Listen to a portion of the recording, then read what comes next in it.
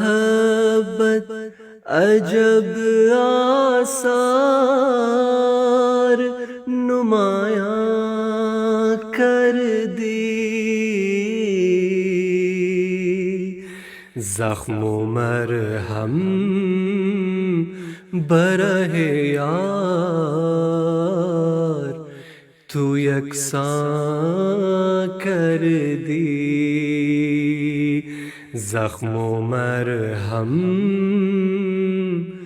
برہ یار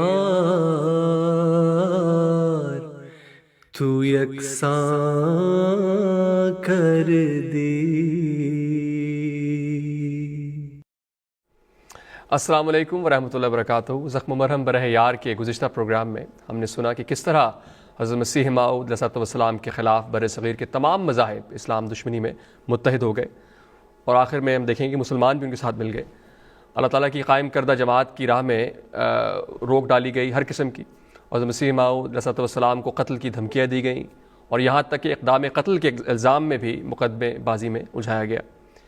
آج ہم معمور من اللہ حضرت مسیح موعود علیہ السلام کی مسیح ناصری یعنی حضرت عیسیٰ علیہ السلام کے ساتھ مماثلت اس رنگ میں بیان کریں گے کہ نام نہاد ملا اور حکومتی کارندوں نے مل کر مخالفت کا ایسا بازار گرم کیا کہ صرف خدا کے مامورین کے حصے میں ایسی مخالفت آیا کرتی ہے۔ میں بات کا آغاز کرتا ہوں مکرم نصیر حبیب صاحب سے۔ السلام علیکم ورحمۃ اللہ۔ نصیر صاحب، گزشتہ پروگرام میں ہم نے رلی آرام کے کیس کے مقدمے پر بات ختم کی تھی، اور ایک حد تک اس کا تجزیہ بھی کیا گیا تھا، اور اس مقدمے یہ بنتا ہے 1870 کا موقع 1877 کی بات ہے، اور یہ بتائیے کہ ہم اس خاص طور پر اس مقدمے سے اور بعض آنے والے بعد کے مقدموں میں وہی بات سامنے آتی ہے، کیا وہ ایک نتیجہ ہے جو اخذ کیا جاتا ہے ان مقدموں سے؟ بسم اللہ الرحمن الرحیم۔ دیکھیں، اس من مقدمات سے اگر آپ ان کو غور سے پڑھ لیں، ان مقدمات کی کارروائی، آپ کو امت مسلمہ کے تمام مسائل کا جواب مل جائے گا۔ آپ کو وجہ بھی مل جائے گی ان کی، جس سے پوری امت مسلمہ کی جو جی ڈی پی ہے، آپ تو اکانومسٹ ہیں نا، وہ جرمنی کا ہاف ہے اور جاپان کا 1/4 ہے۔ کس وجہ سے، کیا چیز ہے، کیا لیک کرتے ہیں ہم کس جگہ، آپ کو یہاں سے پتہ چل جائے گا۔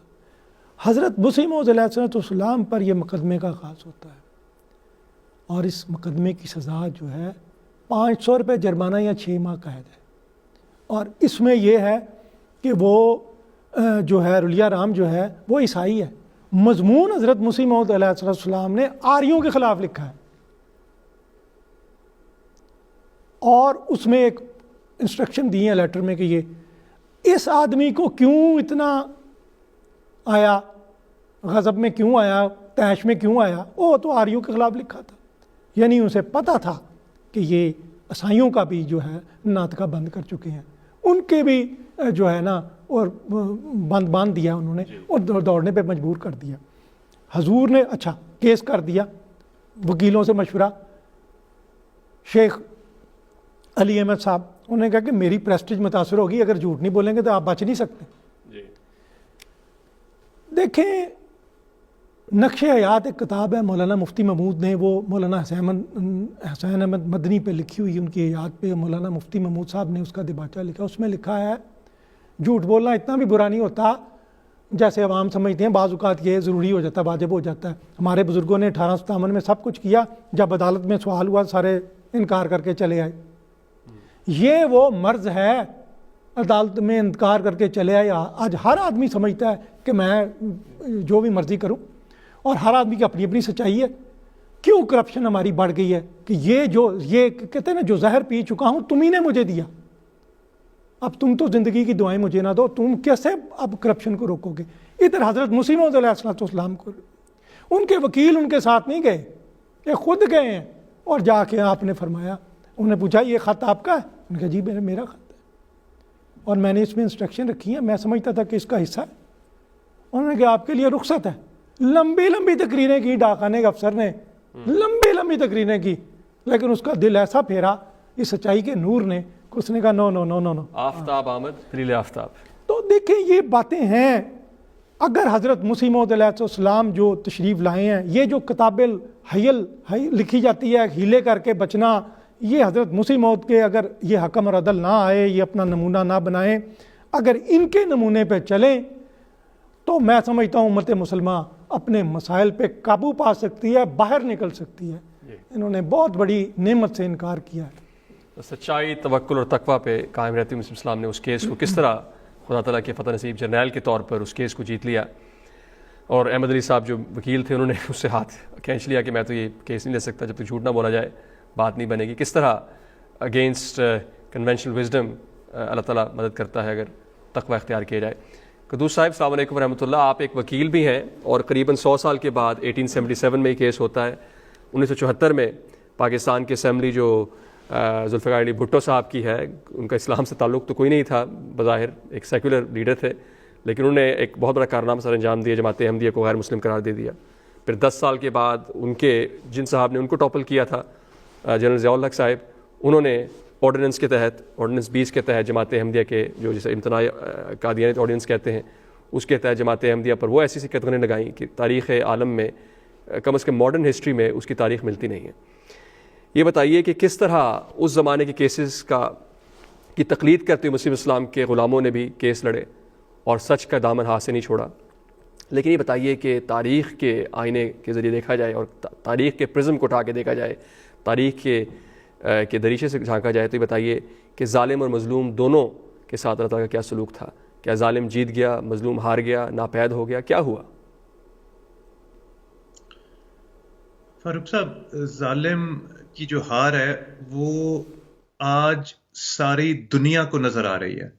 وہ لوگ جنہوں نے حضرت مسیح موعود علیہ السلام کی مخالفت کی، جو جماعت کی مخالفت کر رہے ہیں، ان کا اللہ تعالیٰ کیا حشر کر رہا ہے۔ جو لوگ قانون کی غلط استعمال کرتے ہیں، رلیہ رام کا جو کیس تھا وہ 1866 کا ایک ایکٹ تھا جس کو ایک دشمنان اسلام نے حضرت مسیح موعود کے خلاف استعمال کرنے کی کوشش کی، اور اسی کی پیروی میں 100 سال کے بعد جب آپ دیکھتے ہیں کہ جو ضیاء الحق صاحب کے دور کے جو قوانین ہیں یا جن قوانین کو اس احمدیوں کے خلاف استعمال کیا جاتا ہے، آج بھی اس وقت بھی احمدی اسیران راہ مولا ہیں جن کو ان قوانین کے غلط استعمال، جھوٹے الزامات کے تحت جو ہے وہ انہوں نے جیلوں میں وہ قید ہیں۔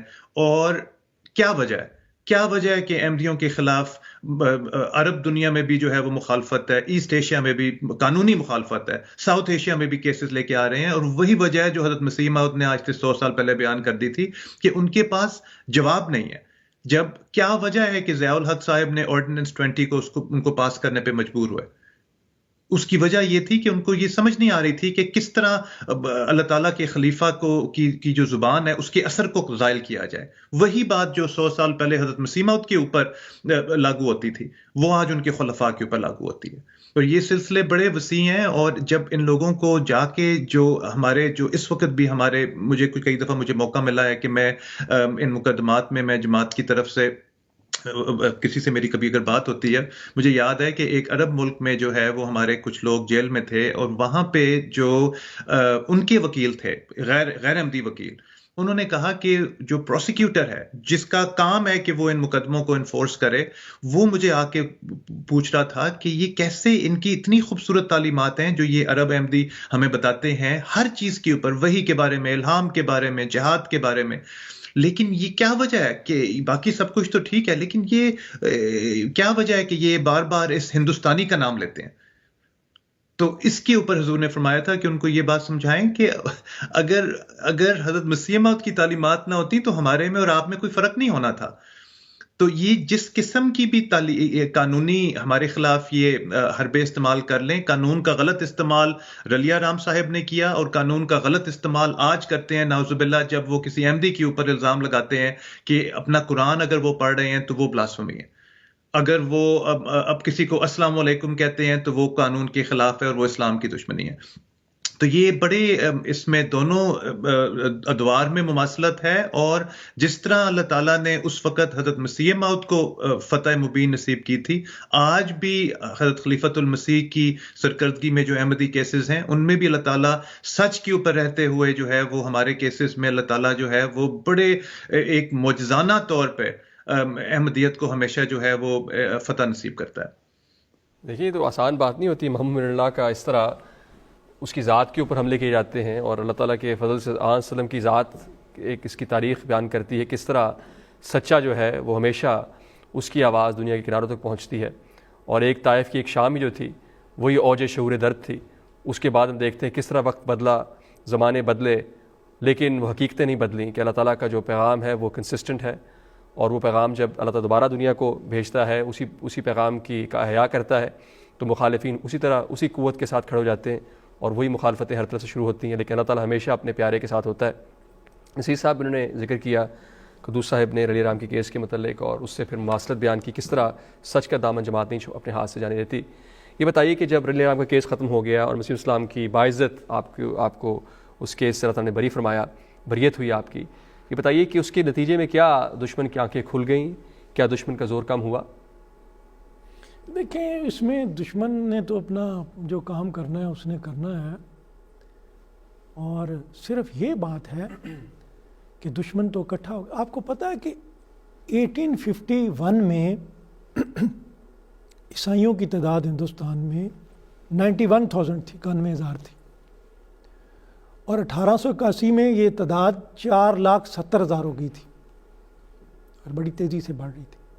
یہ حضرت مسیح موعود علیہ السلام تھے جنہوں نے آ کے عیسائیوں کو بھاگنے پہ مجبور کر دیا. اور یہ جو مناظرہ ہوا ہے آتھم کے ساتھ، اس کے بعد انسٹرکشن دی گئی ہیں کہ ان کے ساتھ آپ نے بات نہیں کرنی، احمدیوں کے ساتھ بات نہیں کرنی. اور دوسری طرف ان کا جو کانسیپٹ تھا عام مسلمانوں سے تو یہ تھا نا کہ حضرت عیسیٰ، تو مسلمانوں نے تو حضرت عیسیٰ کے ساتھ ایسی صفات تھی کہ ان کو خدائی کے رنگ نظر آتا تھا. وہ کہتے تھے انہوں نے ہی آ کے بیڑا پار لگانا ہے، تو ان کو کیوں نہ آپ مانیں. کئی لوگ اس طرح ہو گئے، بڑے بڑے اچھے علماء کے گھرانوں سے، بڑے بڑے صوفیاء کے گھرانوں سے لوگ ہو گئے عیسائی. تو اس میں دیکھیں ہمیں یہ بڑھتا چلا جا رہا ہے. جب حاتم جو ہے اس کا قتل ہوتا ہے، اس کے بعد مارٹن کلارک کیس کرتا ہے، کیس اپنا انتقام لیتے ہیں وہ، اور اس کے ساتھ مولوی محمد حسین بٹالوی صاحب شریک ہو جاتے ہیں، اور آریہ جو تھا وہ جج تھا وہ شریک ہو جاتا ہے. اور اسے وہ کہتے ہیں وہ اطلاع دی گئی ان کو کہ یہ جو جج ہے اس نے تو تہیہ کر لیا ہے. اس نے آریوں کی میٹنگ میں گیا، انہوں نے کہا کہ یہ شخص آتھم کے قاتل ہیں یہ، اگر یہ شکار بچ گیا آپ کے ہاتھ سے تو قوم آپ کو معاف نہیں کرے گی. اس نے کہا کہ میں پہلی پیشی پہ اب عدالتی کارروائی عمل میں لاؤں گا. عدالتی کارروائی کا مطلب یہ ہوتا ہے کہ ان کو ملزم کو آپ جو ہے بغیر ضمانت کے جیل میں بھیج سکتے ہیں. تو وہ اس نے تہیہ کر لیا. یہ عیسائی اکٹھے ہو گئے ہیں، آریہ اکٹھے ہو گئے ہیں، مسلمان بھی جو ہے ان کے ساتھ جا کے مل گئے ہیں. یہ ساری قوتیں، اور حضرت مسیح موعود علیہ السلام پہلے سے بتا رہے ہیں کہ مجھے فتح ہوگی، میں شیر ہوں. اور ان کو جا کے بتایا کہ اس نے کہا ہے کہ وہ میرا شکار ہے. حضور نے فرمایا میں اس کا شکار ہوں؟ میں اس کا شکار نہیں ہوں، میں شیر ہوں، اور وہ بھی خدا کا شیر. اور مجھے ہاتھ لگا کے تو دیکھے. تو کہتے ہیں ان کی آپ کی آنکھیں جو ہیں وہ نیموا رہتی تھیں، اس وقت چمک اٹھی تھی. تو وہ حضور نے پہلے فرمایا مجھے ہاتھ تو لگا کے دیکھے. تو یہ ساری باتیں ایویڈنس میں ہیں، اور تاریخ میں ثابت ہوا ہے کہ ان تمام مخالفتوں کے باوجود اللہ تعالیٰ کا جو مامور تھا، اللہ تعالیٰ کا جو بندہ تھا، کس طرح وہ نکلا ہے. خدا رسوا کرے گا تم کو میں اعزاز، اور وہ کس طرح وہ فتح یاب نکلے ہیں. ایک فتح نصیب جرنیل کی صورت فتح یاب نکلی. ناظرین اب آتے ہیں اب اس مخالفت کے دور اگلے دور میں آتے ہیں، جس میں اب الہی اذن کے مطابق مسیح السلام نے بطور مسیح ہونے کے دعویٰ فرمایا، اور مخالفت کے اس نئے دور میں مسلمان بھی اب میدان میں اتر آئے اور بھول گئے کہ آن صلی اللہ علیہ وسلم کی نیابت میں حضرت مسیح موعود علیہ السلام نے کس طرح اسلام کا دفاع کیا ان تمام قوتوں کے ذریعے جو اسلام سے باہر بھی اسلام پہ حملے کر رہی تھی، اسلام کے اندر بیٹھ کر بھی اسلام کو نقصان پہنچایا جا رہا تھا. اور اب کفر کے فتووں کی بھرمار لگ گئی. اب مثلا ایک مثال ہے، اب اس زمانے میں دیکھتے ہیں کہ بعض اوقات لوگ کہتے ہیں کہ جماعت احمدیہ کا کوئی فرد ہے تو اس کا جنازہ نہیں پڑھنا، اور جماعت احمدیہ کو امام ہے, اس کے پیچھے کسی نے جنازہ پڑھا ہے تو جنازہ پڑھنے والے جو ہیں وہ بھی, ان کا جنازہ بھی اب نہیں پڑھا جا سکتا, اور جو پڑھے گا اس کا ایمان ضائع ہو جائے گا.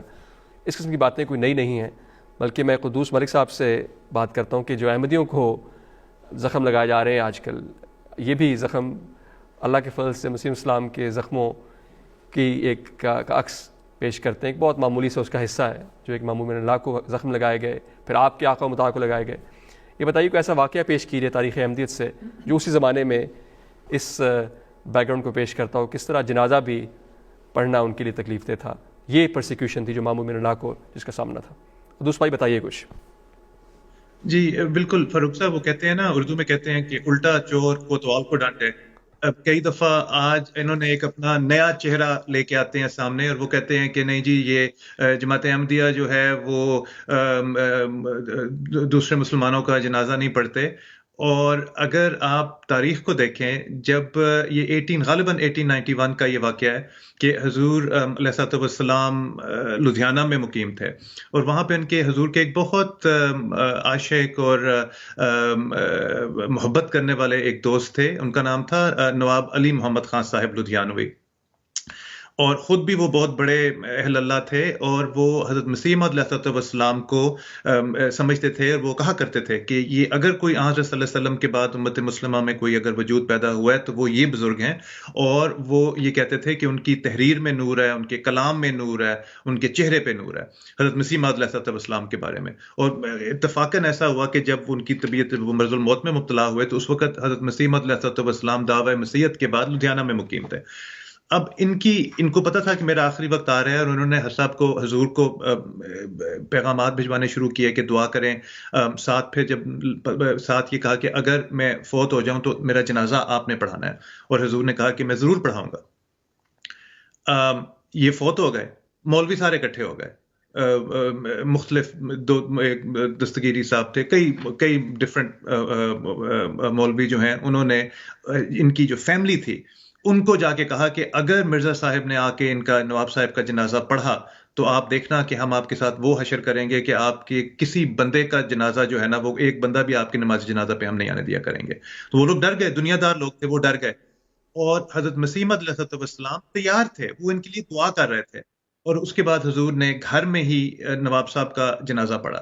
اب جو حیرت انگیز بات ہے وہ یہ ہے کہ یہ لوگ آج مڑ کے ہمارے اوپر یہ الزام لگاتے ہیں کہ کیوں آپ لوگوں نے جنازہ نہیں پڑھا, کیوں آپ نے یہ ایسے نہیں کیا یا ویسے نہیں کیا. یہ وہ زخم ہے جو میں حضرت مسیح موعود کے بارے میں سوچتا ہوں کہ کس طرح اسلام کا درد اللہ تعالیٰ نے ان کے دل میں بھرا ہوا تھا, اور وہاں پہ وہ موجود تھے, اور ان کو گھر میں یہ نماز جنازہ ادا کرنی پڑی صرف اس لیے کہ ان مولویوں کو یہ بات جو ہے, یہ ان کو یہ بات نظر آ رہی تھی کہ اسلام کی زندگی میں مولویوں کی موت ہے, اور اسلام کی زندگی سوائے حضرت مسیح موعود کے اور ان کے خلفاء کے اور ان کے قائم کردہ نظام کے تحت جو ہے وہ نہیں ہوگی. اور فاروق صاحب, میں اینڈ پہ میں یہ کہوں کہ وہی چیزیں انبیاء کے زمانے میں جو چیزیں ہوتی ہیں وہی چیزیں پھر آگے ان کی امت کے زمانے میں وہ پلے آؤٹ ہوتی ہیں دوبارہ.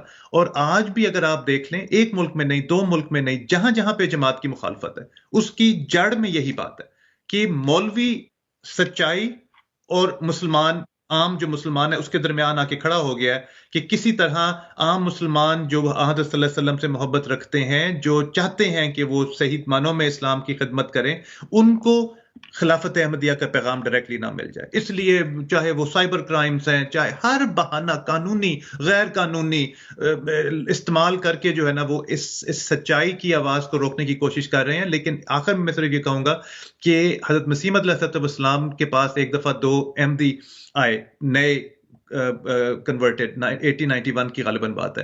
حضور نے پوچھا کہ آپ کی, کئی قادیان کے قریب رہتے تھے, حضور نے پوچھا کہ آپ کی کوئی مخالفت ہو رہی ہے؟ انہوں نے کہا نہیں حضور بڑے اچھے لوگ ہیں. حضور نے کہا نہیں, پھر آپ نے میرا پیغام صحیح طرح نہیں پہنچایا. آپ آئیں, یہ 2 کتابیں ہیں, یہ آپ ان کو جا کے دیں تاکہ ان کو پتہ چلے, کیونکہ مخالفت الہی جماعت کے ساتھ مقدر ہے, اور جب تک مخالفت نہیں ہوگی اس وقت تک جو ایک خدا تعالیٰ کے وعدے ہیں ان کے پورا ہونے کا وقت نہیں آتا. تو یہ بڑی خوبصورت یہ دونوں پہلو ہیں, پرسیکیوشن کی اور فتوحات کے. بلکہ آپ کی سی بات سے وہ شعر مسلم اسلام کو یاد پھر آ گیا کہ اے محبت عجب آثار نمایاں کر دی، زخم و مرہم برہ یار تو یکساں کر دی. اب یہ باتیں جب یاد کرتے ہیں مسلم اسلام کی زندگی کی باتیں، تو میں سمجھتا ہوں کہ احمدی جس کو تکلیف دی جا رہی ہے پاکستان میں یا دوسرے ملکوں میں، جب یہ سوچتا ہے تو اس کے لیے مرہم بن جاتی باتیں خود بخود ہی ہے. اللہ تعالیٰ کی ذات خود مرہم رکھ رہی ہے ان کے زخموں پر، ہمارے زخموں پر. اور سب سے بڑی بات خلیفۃ المسیح کو تکلیف پہنچ رہی ہے ہر روز، ہم جانتے ہیں. آپ کی راتیں زندہ رہتی ہیں ان دعاؤں کے ساتھ. بہرحال یہ تو ایک اور مضمون ہے. بلکہ آج کل ناموس رسالت کے نام پر بڑا شور مچایا جاتا ہے کہ ہم ناموس رسالت کا تحفظ کر رہے ہیں، اور ایسے کام کیے جاتے ہیں آج کل کہ جو اسلام کے نام کو اتنا نقصان پہنچا رہے ہیں کہ اتنا نقصان کبھی تاریخ اسلام میں نظر نہیں آتا. اور مسیح اسلام کے زمانے میں بھی گستاخ رسول ہوا کرتے تھے، اور ایک بہت بڑے گستاخ رسول کا ذکر بھی ہم کرتے ہیں یہاں پر، جس کا نام تھا پنڈت لیکھ رام. اور اس نے بہت ہی ظلم کیا آن وسلم کی ذات پر حملے کر کے، اور جواب مسیح السلام نے اس کا دلائل اور دعا سے دیا. اور ایسا جواب تھا وہ کہ اللہ تعالیٰ کی ذات نے خود ہی اس شخص کا بدلہ لیا، اور اس کا بڑا بھیانک انجام ہوا. اور بلکہ افسوس کی بات تو یہ ہے کہ پھر اس کے بعد مسیح السلام کی ذات کے اوپر ایسے حملے کیے گئے، مسلمانوں کی طرف سے بھی ایسا طوفان بدتمیزی کھڑا کیا گیا کہ خود آپ کی ذات مسیح السلام کی ذات خود ایک ٹارگٹ پر تھی. اور جس میں ایک بہت بڑے اس زمانے کے نام نہاد چوٹی کے عالم تھے مولوی محمد حسن بٹالوی، ان کا تعلق اہل حدیث مکتب سے تھا، مسلک سے تھا. اور انہوں نے بھی مسیح السلام کے خلاف آپ کی مخالفت کی وجہ سے جو آن وسلم کے گستاخ کے ساتھی تھے اور حمایتی تھے ان کا ساتھ دیا. کس قدر افسوسناک بات تھی. یہ حال تھا اس وقت کے مسلمان علماء کا، اور اب کے علماء کا حال ہم دیکھ رہے ہیں اپنی آنکھوں کے سامنے. اگلے پروگرام میں انشاءاللہ اس گستاخ رسول کا ذکر کریں گے، کس طرح اس کا انجام اللہ تعالیٰ نے مقدر کیا تھا. لیکن اگلے پروگرام سے پہلے یہ عرض کر دیں کہ اس ایک واقعے کے بعد اس گستاخ رسول کو جب چیلنج کیا گیا، خدا کے مامور نے چیلنج کیا، اور نتیجتاً خدا تعالیٰ کی رسی نے اس پر اس کے گلے کو پکڑ لیا اور اس کا ایک توق بن گیا، اور اس طرح خدا تعالیٰ کی تقدیر چلی. لیکن اس کے بعد کیسے کیس چلایا گیا مسلم اسلام کے خلاف، عدالتی کارروائی کی گئی، اور کئی سال تک یہ مصیبت کھڑی کی گئی عیسائیوں کی طرف سے. پھر ہندو بھی شامل تھے اور مسلمان بھی شامل ہو گئے. میں عرض کرتا ہوں نصیر صاحب سے مختصراً بتائیے کہ اس شخص کا، پنڈت لیکھ رام کا جو انجام تھا، اس کے نتیجے میں وہ کیا جھوٹے الزام تھے جو مسیح موعود علیہ السلام کی ذات پہ لگائے گئے، اور وہ کیا واقعہ تھا. پنڈت لیکھ رام تھا کون وہ شخص جس کا ذکر جماعت احمدی کی تاریخ میں بہت ملتا ہے؟ پنڈت لیکھ رام ایکچولی پنڈت لیکھ رام ول تارا سنگھ یہ پشاور کا تھا، پولیس میں ملازم تھا، بعد میں یہ مذہبی دنیا میں آ گیا. تو وہ یہ جو آریہ سماج تحریک اس کو اس نے جوائن کر لیا اور اس میں شامل ہو گیا. 1885 میں حضرت مسیح موعود علیہ السلام نے فرمایا کہ میں مامور من اللہ ہوں، مجدد ہوں. تو آپ نے دعوت دی، نشان نمائی کی کہ کوئی میرے پاس آئے، وہ رہ کے نشان دیکھے، 1 سال میرے پاس رہے، میں اس کو 200 روپیہ مہینہ دوں گا، اور یہ 2400 رقم میں پہلے جمع کرا دوں گا کسی جگہ. اگر وہ بندہ میرا کوئی نشان نہ دیکھے اللہ تعالیٰ کا تو وہ اس کا ہو جائے گا، اور میں اس کا گھر رہائش فراہم کروں گا اچھے طریقے سے. تو یہ 3 بندوں نے یہ کہا. اس میں ایک پادری صوف تھا، ایک اندرمن مراد آبادی تھا برہمن، اور ایک یہ.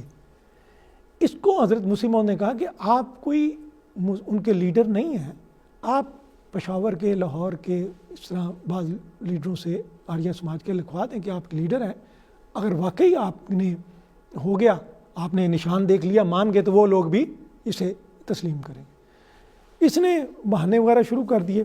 پھر یہ قادیان آ گیا، مرزا مامدین صاحب کے پاس جا کے یہ رہا، اور ان کی شے پہ اس نے حضور اس نے کہا جی میرے ساتھ مناظرہ کر لیا. حضور کہتے تھے، فرماتے تھے کہ آپ ایسے کریں، آپ اپنی کتاب سے دلائل دیں گے، اپنی شرطیوں سے، ہم قرآن کی آیات سے ثابت کریں گے. تو اس پہ بھی یہ شخص جو نہیں آیا. پھر اس نے طنز کرنا شروع کر دیا کہ آپ رب العرش خیر الماکرین سے میرے لیے کوئی نشان طلب کریں. حضور نے پھر 1886 میں سے پوچھا کہ کوئی نشان اگر میں تمہارے بارے میں بتاؤں؟ تو انہوں نے کہا ہاں، میں نعوذ باللہ آپ کی پیشگوئی کو واقعات سمجھتا ہوں. آپ 1893 میں پھر حضور نے پیشگوئی کی کہ 6 سال کے اندر اندر یہ شخص ہلاک ہوگا. اور پھر 1896 میں یہ پیشگوئی 6 مارچ کو پوری ہوئی. حملہ ہوا اس پہ، اگلے دن صبح کو انتقال کر گیا، اور اس آپریشن ٹیبل پہ جب 6 مارچ کو لے جایا گیا تو ڈاکٹر تھے جو آپریشن وہ پہلے تو انتظار کرتا رہا ڈاکٹر کا، ڈاکٹر صاحب آئے، اور جب آئے تو وہاں مرزا یعقوب بیگ صاحب بھی تھے. تو وہ ڈاکٹر صاحب جب انہیں کہتے تھے مرزا صاحب یہ ذرا چیز پکڑائیں، تو یہ کانپ کے رہ گیا کہ مرزا صاحب یہاں بھی پہنچ گئے ہیں. تو وہ بات یہ ہے کہ پھر جو ہے اس کا یہ انجام ہوا، اور اس کے نتیجے میں پھر حضرت مسیح موعود علیہ السلام کو قتل کی دھمکیاں اور قتل کے منصوبے اور تمام لوگ جو ہیں وہ شریک ہو گئے. اور لیکن اللہ تعالیٰ نے یہ نشان ایسا پورا کیا کہ دشمنوں نے بھی یہ تسلیم کیا کہ نشان پورا ہوا. بعضوں نے تسلیم کیا کہ واقعی جو پیش گوئی تھی، اور بلکہ جو ہندوؤں تک نے بعض نے یہ پیش گوئی کو مانا کہ باقی جو ان کی پیش گوئی تھی یہ پوری ہوئی. اور وہ گستاخ رسول تھا. گستاخ رسول تھا.